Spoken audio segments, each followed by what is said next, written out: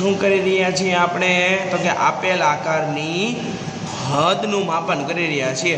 એ કોઈ પણ આકાર હોય એ આકાર શું થાય છે? તો કે એનું આપણે માપન છે એ લઈ શકીએ છીએ. તો આપણે આવો આકાર હોય અનિયમિત આકાર, તો દોરી વડે એનું માપન છે એ કરી શકીએ છીએ.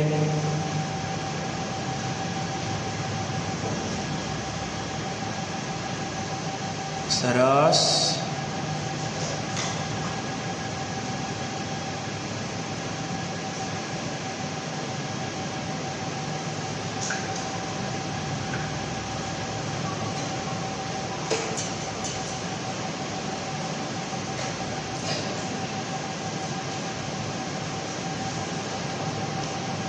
આવું કોઈ પણ આકાર આપ્યો હોય આપણે એનું માપન કરી શકીએ.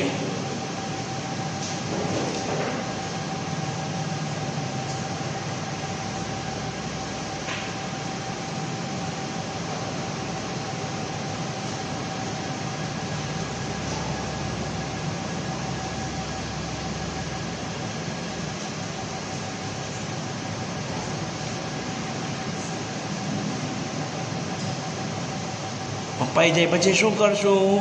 તો કે જેટલી દોરી થઈ છે એટલી દોરીનું માપ શેની ઉપર લઈ લેશું? સ્કેલ ઉપર.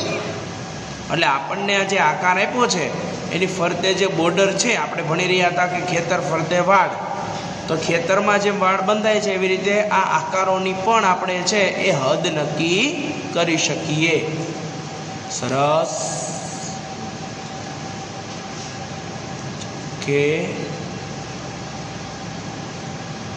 વાહ, બહુ સરસ. ઉતાવળે સરસ કરે છે કામ.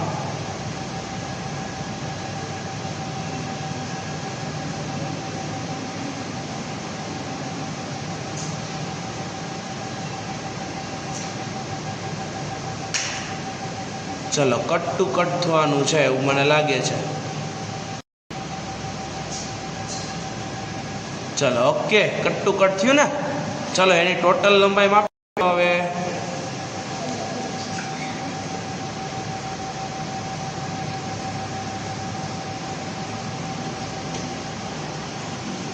ચલો, 30, પછી 60. ત્યાં હાથ રાખતા જાઓ જ્યાં પોઈન્ટ આવે જ્યાં 30નો. 90,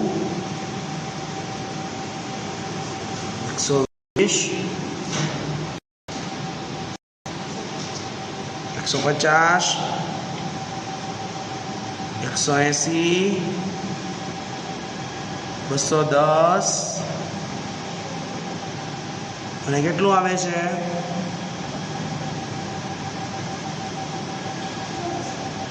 210 અને 24. તો કેટલા આવશે? 234.